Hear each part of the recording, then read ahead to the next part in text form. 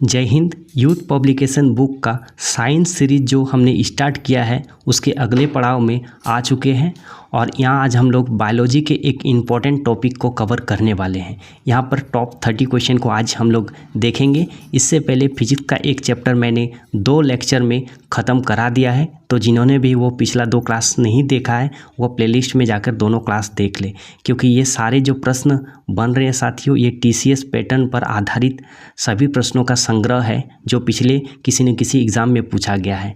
तो ये सारे जो प्रश्न हैं ये RRB, ALP, technician, JEE, NTPC सभी के लिए बहुत ही महत्वपूर्ण होने वाली हैं। तो चलिए ज़्यादा बातें ना करते हुए वीडियो को शुरू करते हैं और आज देखते हैं बायोलॉजी का पहला क्लास।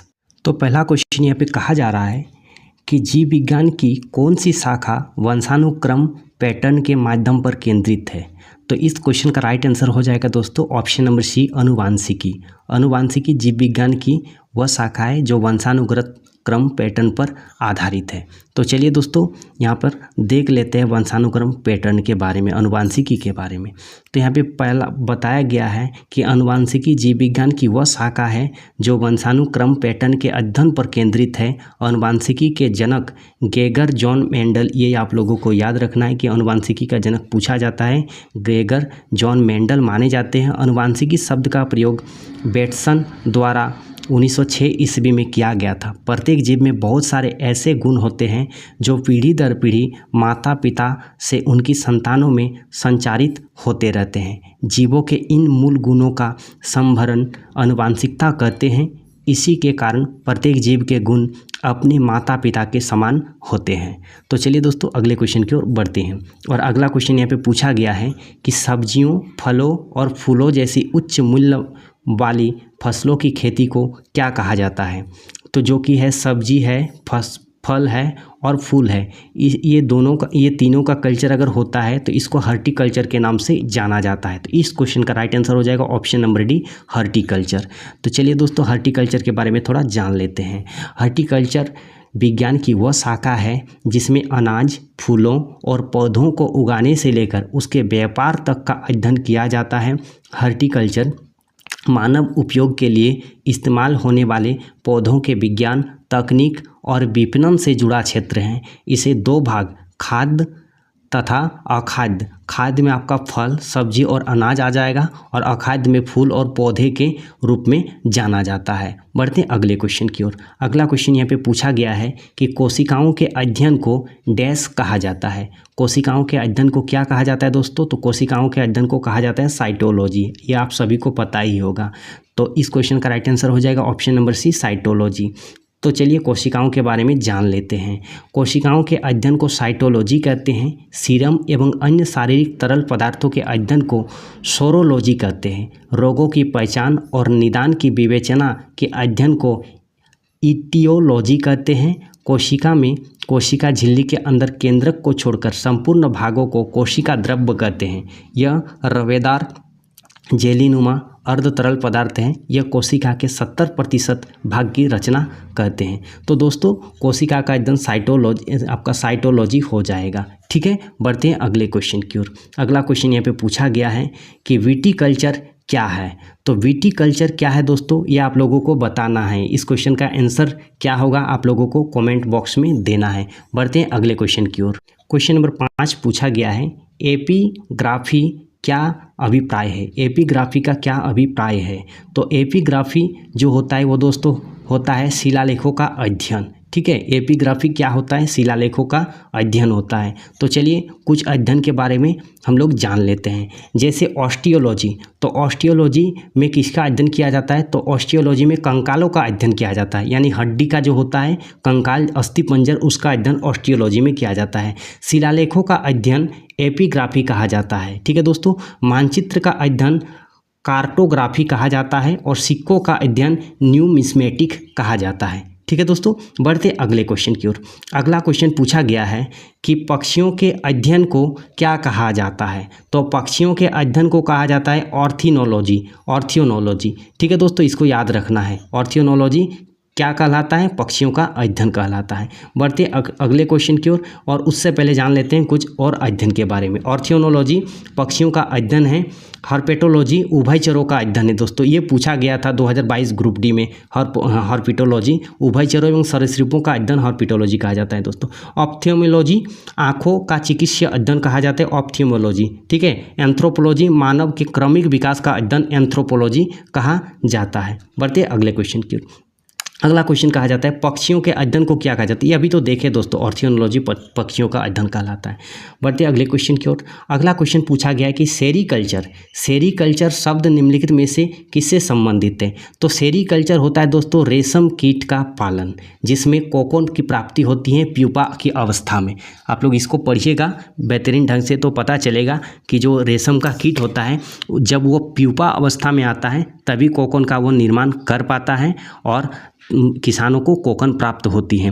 मछली का अध्ययन पिसिकल्चर कहला जाता है। जो दोस्तों पक्षी का अध्ययन अभी बताया ऑर्थियोनोलॉजी, और मधुमक्खी का अध्ययन जो होता है वो एपीकल्चर कहा जाता है, ठीक है। तो यहाँ पे आप लोग देख सकते हैं सेरीकल्चर रेशम कीट का पालन का अध्ययन है, पिसिकल्चर मत्स्य पालन है, एपीकल्चर मधुमक्खी पालन है, और एविकल्चर पक्षी पालन है। पक्षी पालन को एविकल्चर और पक्षियों का अध्ययन को ऑर्थियोनोलॉजी, ये भी याद रखना है, नहीं तो कन्फ्यूजन होगा, ठीक है। बढ़ते अगले क्वेश्चन सेरीकल्चर। तो अभी बताया सेरीकल्चर क्या हो जाएगा? रेशम कीट के कीड़ों का पालन, ठीक।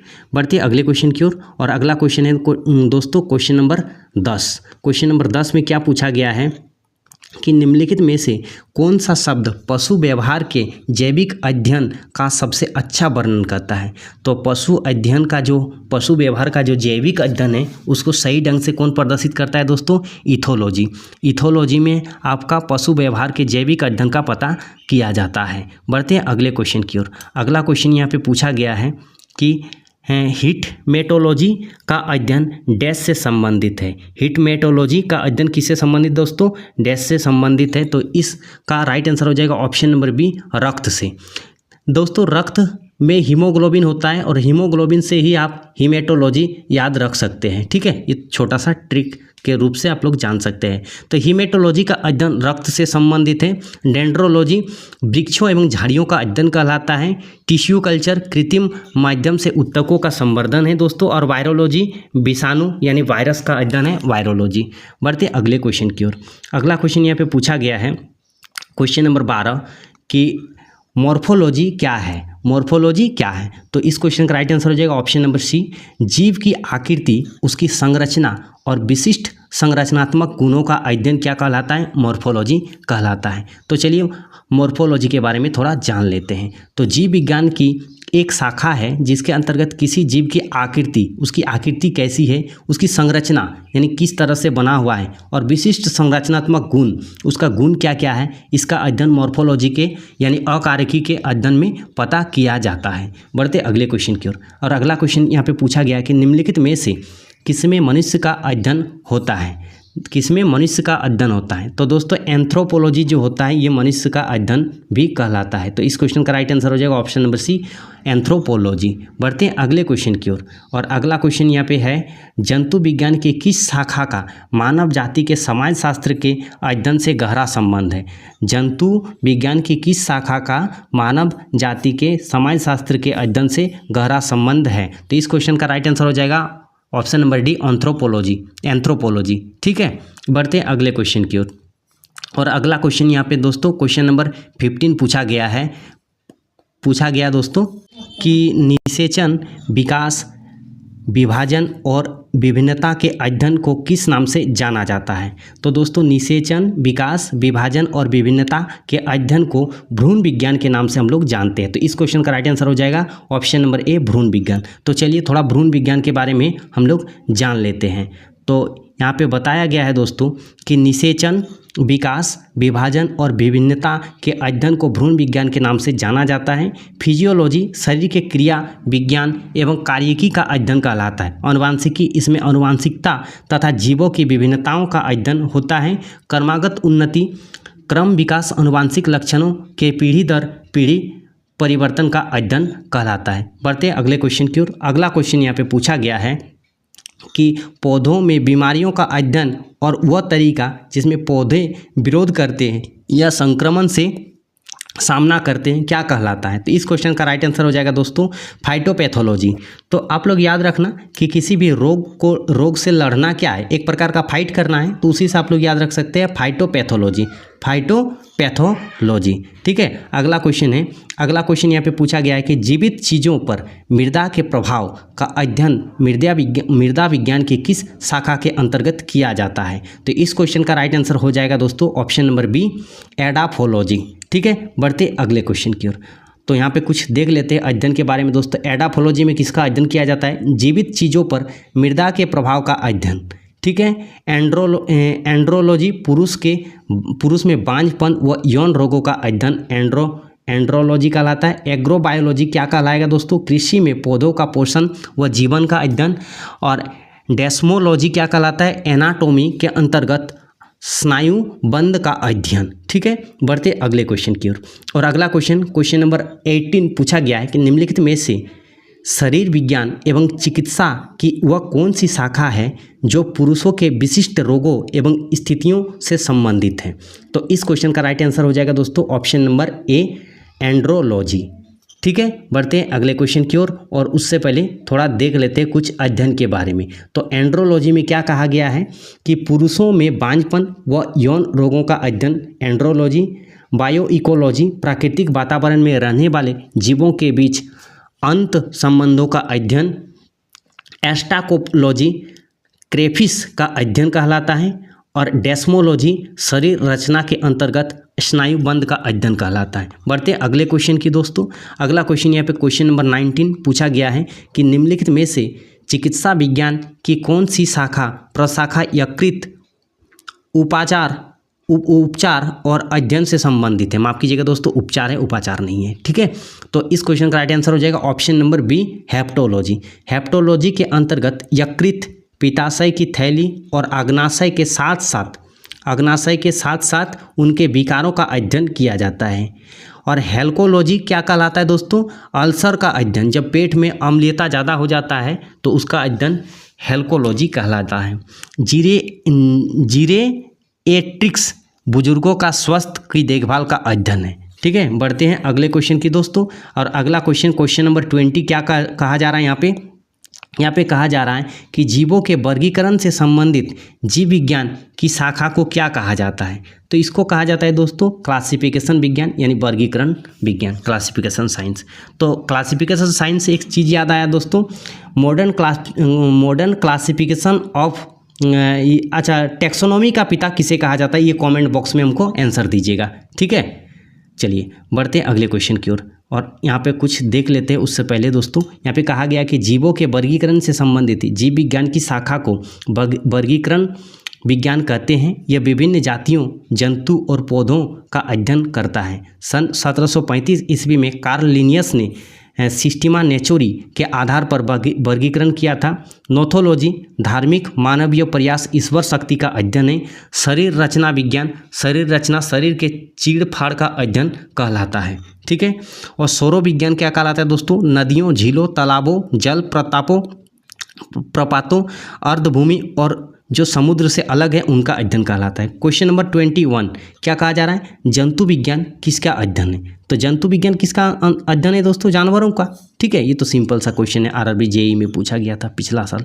ठीक है, और अगला क्वेश्चन है क्वेश्चन नंबर 22 विज्ञान की एक शाखा जो जीवन या पृथ्वी से परे मौजूद जीवन की संभावनाओं से संबंधित है उसको क्या कहा जाता है? ये इंपॉर्टेंट क्वेश्चन है दोस्तों, आरआरबी एनटीपीसी 2016 में पूछा गया था। तो इस क्वेश्चन का राइट आंसर हो जाएगा दोस्तों एक्सोबायोलॉजी।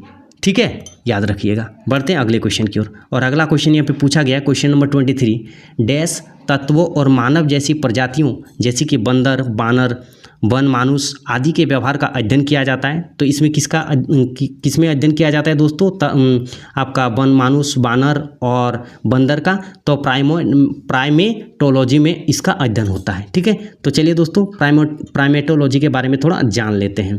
तो इसके अंतर्गत मानव जैसी प्रजातियों के व्यवहार का अध्ययन किया जाता है। लोग वनस्पति विज्ञान की वह शाखा है जिसमें वनस्पतियों एवं लोगों के पारस्परिक संबंधों का वैज्ञानिक अध्ययन किया जाता है। एंथ्रोपोलॉजी विज्ञान की वह शाखा है जिसमें मानव के विकास, रीति रिवाज, इतिहास, परंपराओं से संबंधित विषयों का अध्ययन किया जाता है।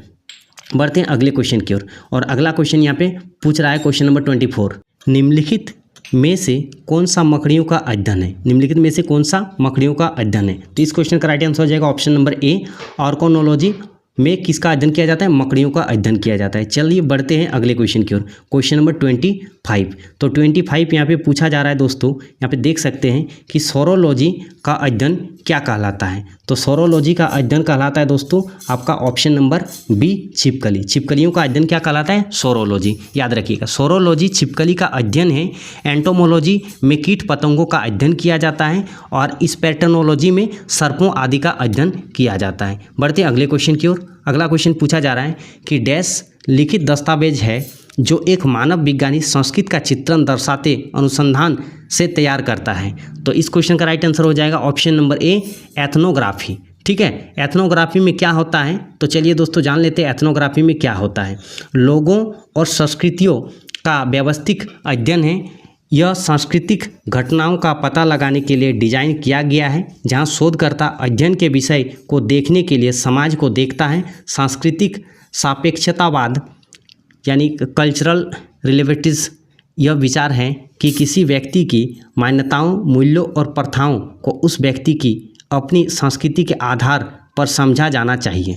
ठीक है, तो यहाँ पे आप लोग देख सकते हैं दोस्तों। बढ़ते हैं अगले क्वेश्चन की ओर। और अगला क्वेश्चन यहाँ पे पूछा गया है, प्राचीन काल के जानवरों, पौधों एवं अन्य जीवों के संरक्षित अवशेषों या चिन्हों के अध्ययन का विज्ञान क्या कहलाता है? तो इस क्वेश्चन का राइट आंसर हो जाएगा ऑप्शन नंबर सी, जीवाश्म विज्ञान। ठीक है दोस्तों, बढ़ते हैं अगले क्वेश्चन की ओर। तो अगला क्वेश्चन यहाँ पे पूछा गया क्वेश्चन नंबर 28, जीवाश्मों के अध्ययन को क्या कहा जाता है? तो जीवाश्मों के अध्ययन को कहा जाता है जीवाश्म विज्ञान। ठीक है, बढ़ते हैं अगले क्वेश्चन की ओर। और अगला क्वेश्चन यहाँ पे पूछा गया है क्वेश्चन नंबर 29 पूछा गया दोस्तों, पेलिएंटोलॉजी डैश के अध्ययन से संबंधित है? तो इस क्वेश्चन का राइट आंसर हो जाएगा ऑप्शन नंबर बी, जीवाश्मों से। ठीक है, बढ़ते हैं अगले क्वेश्चन की ओर। और अगला क्वेश्चन यहाँ पे पूछा गया है दोस्तों कि पादप विज्ञान में किसका अध्ययन किया जाता है? तो पादप विज्ञान में दोस्तों पौधों का अध्ययन होता है। तो इस क्वेश्चन का राइट आंसर हो जाएगा ऑप्शन नंबर बी, पौधों का अध्ययन होता है। तो दोस्तों ये क्लास यहीं पे हम लोग समाप्त करते हैं, क्योंकि एक दिन में 30 से ज़्यादा क्वेश्चन थोड़ा ठीक नहीं रहेगा। इसीलिए मिलते हैं नेक्स्ट क्लास में और बायोलॉजी के सेकंड पार्ट को लेकर आएंगे। और इसके बाद दोस्तों हम लोग केमिस्ट्री को स्टार्ट करने वाले हैं पार्ट वाइज। तो चलिए मिलते हैं नेक्स्ट वीडियो में, तब तक के लिए जय हिंद, जय भारत।